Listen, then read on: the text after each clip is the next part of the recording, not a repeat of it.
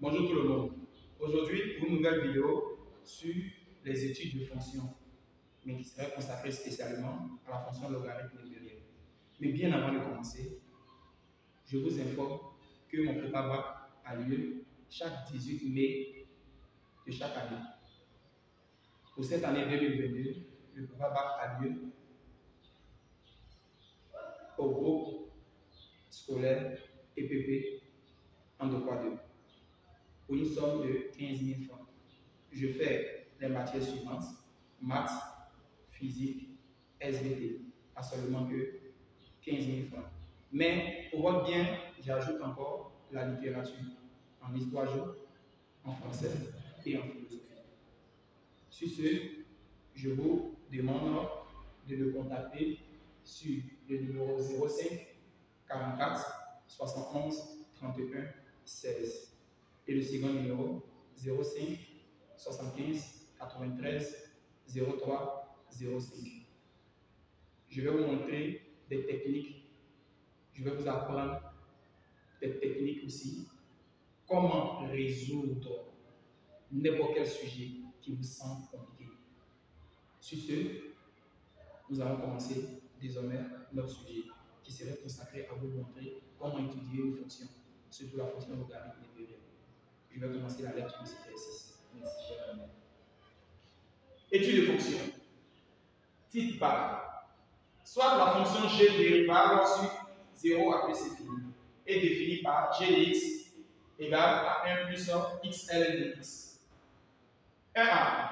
Justifie que pour x appartenant à 0 à plus infini, g' de x égale à 1 plus ln de x. B. Étudie les variations de g, puis dresse le tableau de variation. On ne demande pas de calculer les limites de g. En 2.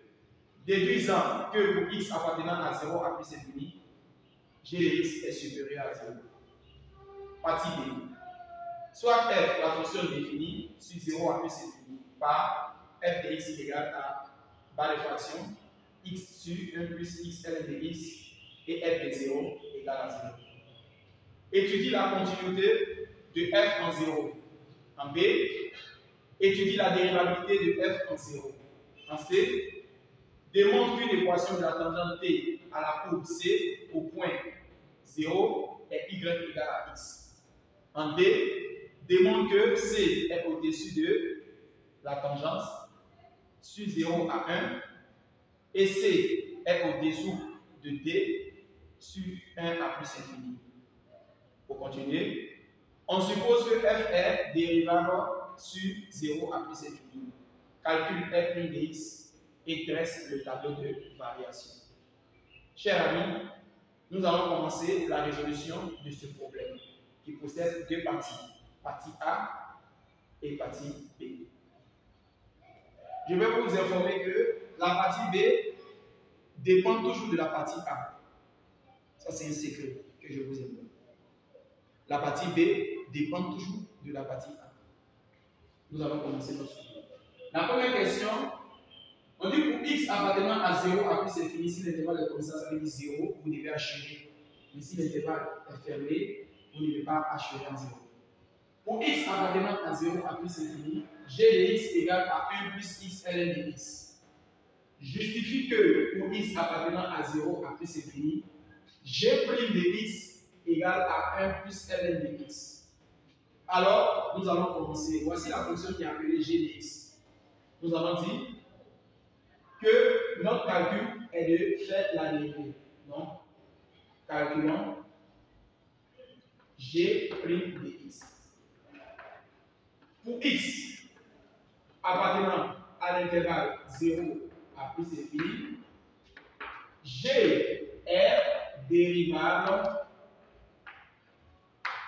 et g' de x égale à 1 plus x ln de x.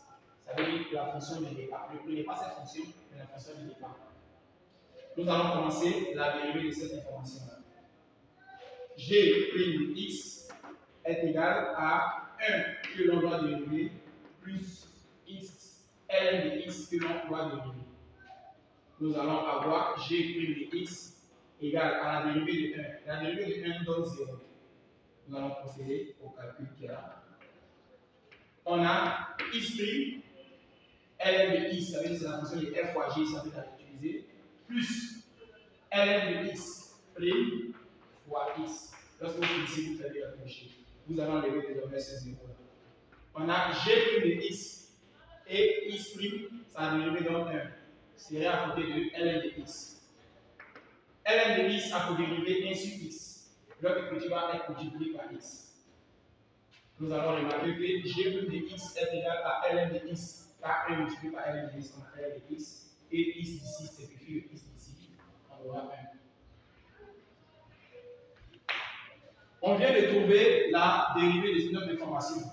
Nous allons changer de place et avoir g' de x qui est égal à 1 plus ln de x. La démonstration que le professeur recherche à l'intérieur du sujet qui dit de placer 1 avant de placer ln. Au début, nous avons trouvé ln de x plus 1. Donc, on change de place, ça fait 1 plus ln de x, simplement. Là, on vient de trouver la dérivée de la fonction. Nous allons passer à notre deuxième volet de questions. Deuxième question qui est appelée B, d'étudier les centres de variation de G. Étudions les variations de G sur l'intervalle 0 à plus infini. Dans l'une des vidéos que j'ai expliquées, si vous rencontrez une fonction G, vous devez faire la dérivée. Et comment procéder pour la dérivée? On a procédé, on a trouvé notre dérivée. Après la dérivée vient signe de la dérivée. Alors, notre dérivée est appelée G' pour x appartenant à l'intervalle 0 à plus infini. Nous allons prendre notre fonction G' et poser que c'est supérieur à 0. Et Pivot a dit que G', si c'est supérieur à 0, on va signifier que 1 plus ln de x est supérieur aussi à 0. On a ln de x supérieur à moins x. Cette écriture a passé de la égalité. On va mettre expo de barre et haute qui serait expo aussi de moins 1. On va ajouter expo en mini-écriture en haut. D'où x est supérieur à expo de moins 1. Car expo de ln de x descend ici. Nous allons mettre cette information-là dans un tableau appelé tableau de signes. Pour faire le tableau de signes, revient à faire ce tableau-là. Placer G' de x ici, et ici 0, ici. Étant donné que 0 n'est pas à l'intérieur de notre intervalle, nous allons achever. Et l'on vient de trouver expo de moins 1. Expo de moins 1.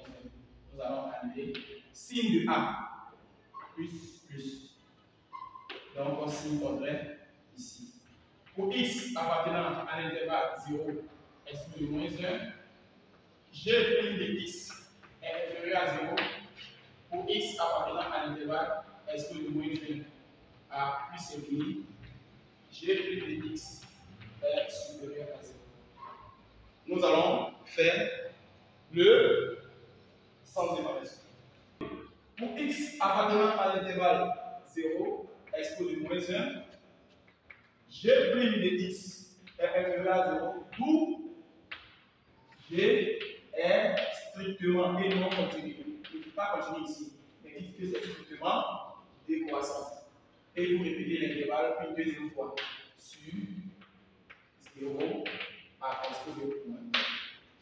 Pour x appartenant à l'intervalle expo de moins 1 à plus infini, G' de x est supérieur à 0, d'où G est strictement croissante. Sur quel intervalle? Sur l'intervalle expo de moins 1 à plus infini. Après cette étape, nous allons procéder au tableau de variation. Et le tableau de variation, c'est très simple. Il faut automatiquement faire un gros tableau.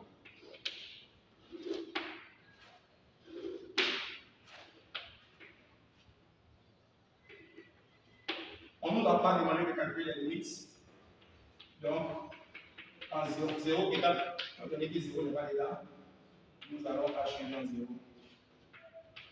Et mettre S de moins 1 que nous avons trouvé là, signe de A, plus signe contraire, nous allons chuter là, G de S de moins 1.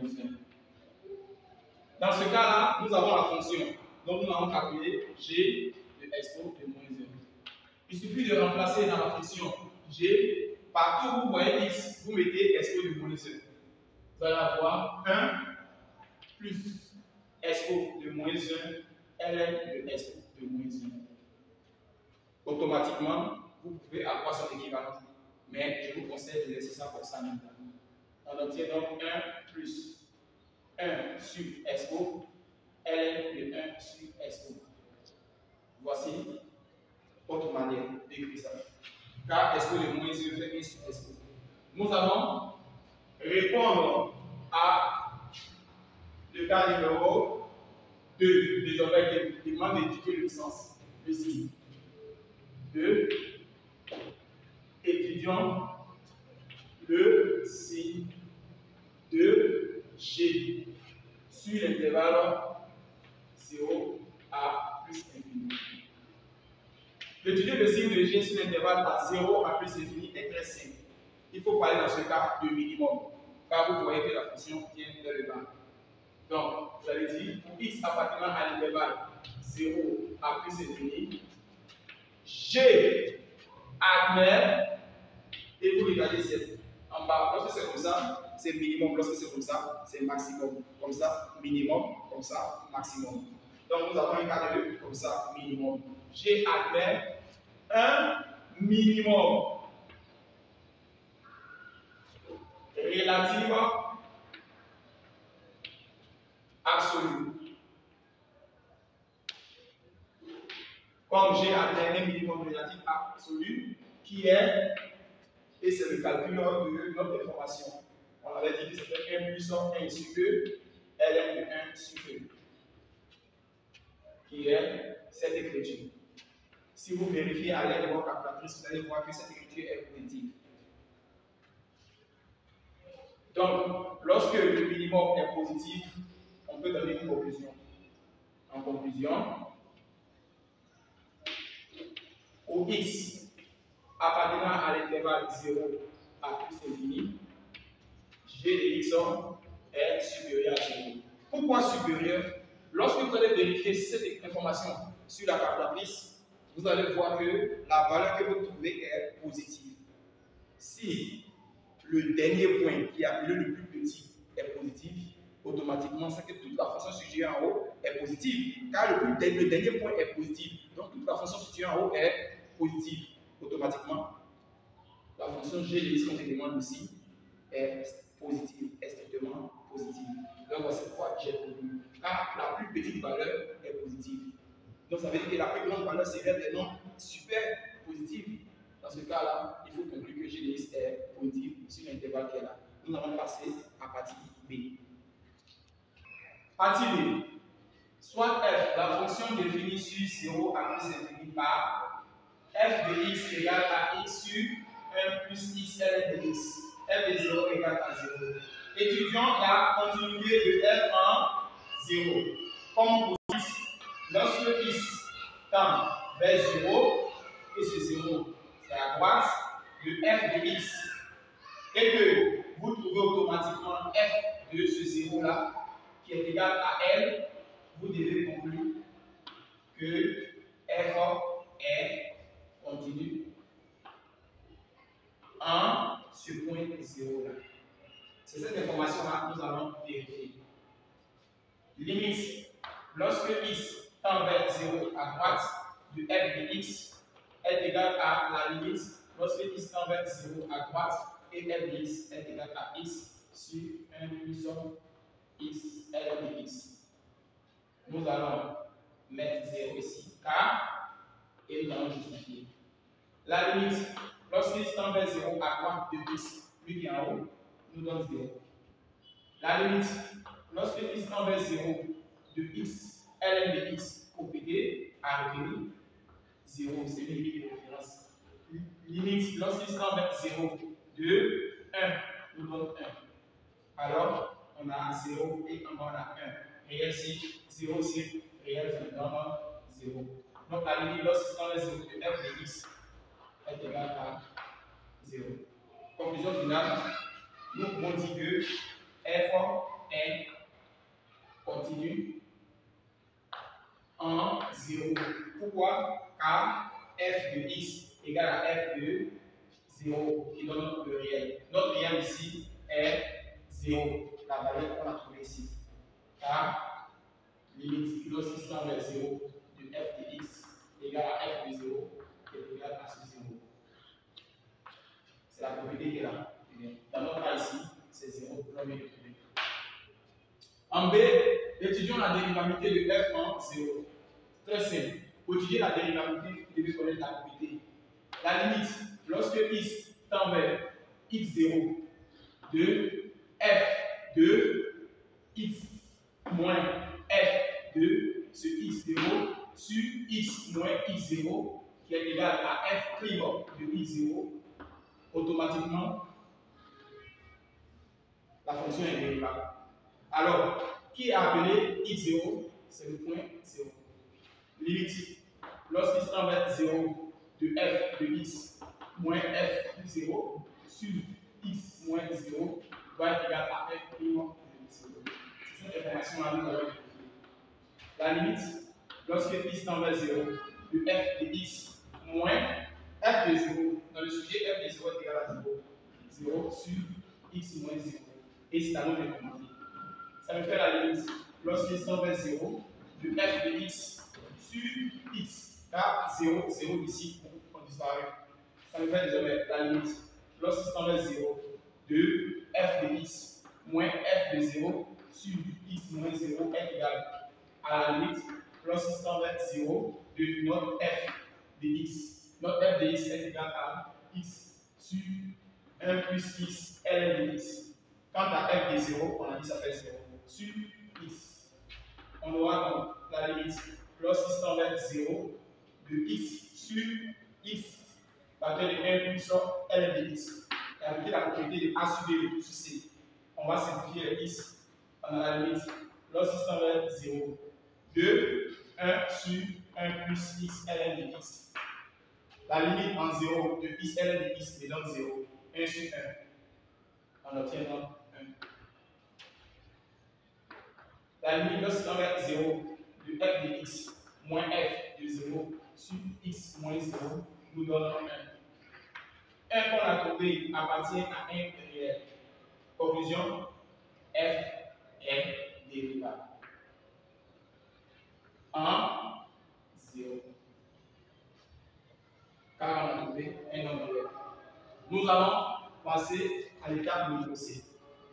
Démontrons qu'une équation de la tangente P à C au point d'axis 0 est y égale à x. Ce que vous devez savoir, c'est que pour avoir toujours y, on a besoin de la droite de l'équation. Comme on sait que notre information limite lorsqu'il tend vers 0 de f de x moins f de 0 sur x moins 0 est parfois appelé f' de 0, automatiquement cette formule-là va m'intéresser. Et comme le sujet parle de l'équation de la tangente, on va donc appliquer la formule d'équation de la tangente. T, 2 points y qui est égal à f' de x0, x moins x0 plus f de x0.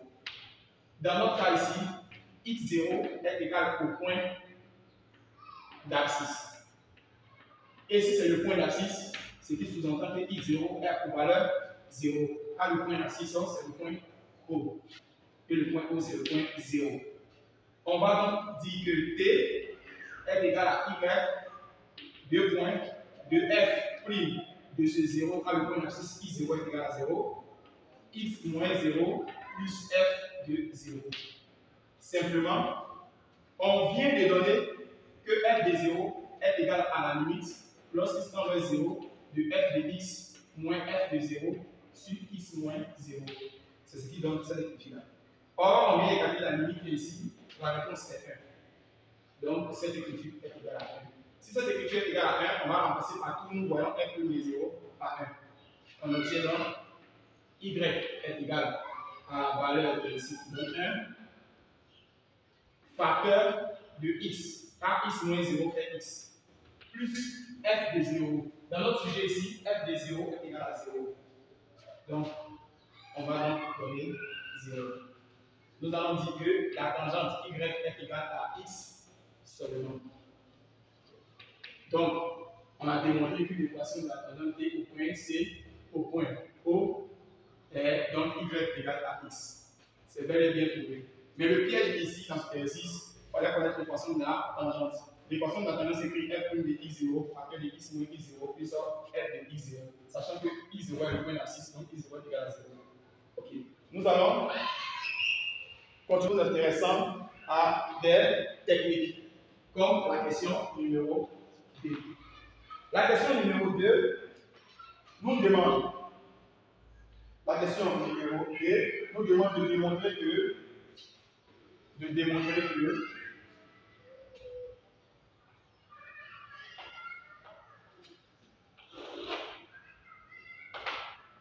C est au-dessus de la tangente sur l'intervalle 0 et 1. Et C est au-dessous de la tangente sur l'intervalle 1 à plus infini. Comment démontrer cette question? Comment démontrer cette question? C'est très simple. Pour démontrer cette question, ok, pour cette question, il faut poser soit k de x égale à f de x moins y. F de x moins la tangente, s'il vous plaît. K de x égale f de x. Dans notre cas ici, notre f de x est égal à x sur 1 plus x ln de x. Pour répondre à cette préoccupation, moins y. Donc, je vais mettre en même temps notre tangente. Notre tangente est égale à x. Donc, on a k de x égale à x moins x facteur de 1 plus x ln de x sur 1 plus x ln de x.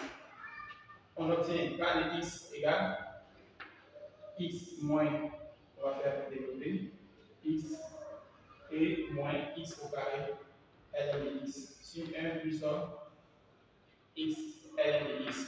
On va simplifier les deux, k de x. On obtient donc moins x ln de x sur 1 plus x ln de x. Ok, donc on va résoudre l'équation. Résolvons l'équation k de x. Pour résoudre l'équation k de x, c'est très simple. K de x doit être égal à 0, équivaut à dire qu'on a x au carré ln de x sur 1 plus x ln de x doit être égal à 0, parce que c'est l'écriture qui est appelée k de x. On aura donc moins x au carré ln de x qui est égal à 0 quand il y a multiplié 0. On obtient donc moins x au carré égale à 0 ou ln de x égale à 0.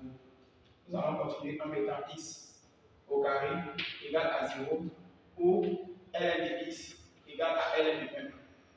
Ici, on a x égale à 0 ou x égale à 1. Cette information, nous allons mettre dans un tableau.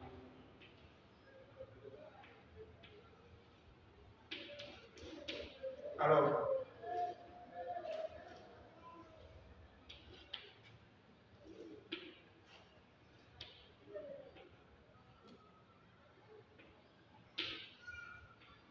Nous allons mettre ça dans un tableau, comme ça, et appeler ici k de x.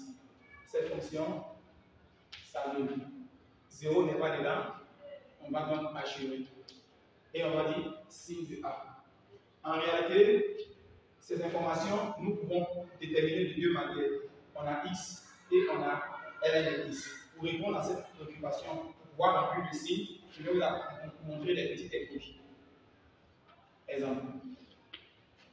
Je divise en 4 parties et ici, il y a k de x. Pour vous apprendre simplement. Je vais mettre donc x ici et mettre ln de x là. On va annuler ici et ici. On ne peut pas annuler, c'est ça. Donc, étant donné que c'est un carré avec un signe moins, on va dire signe de A, signe contraire de A. Donc, lorsqu'on calcule la limite ici, on trouve moins. Si on remplace ici, on trouve négatif. Donc, lorsqu'on calcule la limite, on trouve moins. Et lorsqu'on remplace ici, on trouve négatif. Cette partie est vachement négative. On remet ici. Cette partie située ici est positive. Là aussi, signe contraire. Moins fois plus, on trouve moins, plus. Automatiquement, on va étudier.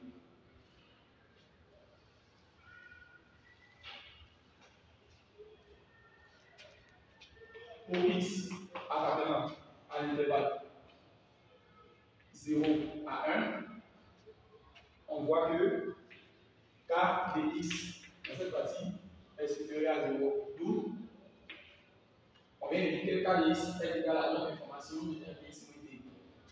D'où f de x moins t est supérieur à 0. Donc f de x est supérieur à t. C de f est supérieur à t. Donc, pour x appartenant à l'intervalle 0, 1, C est au-dessus de t. Quant à pour x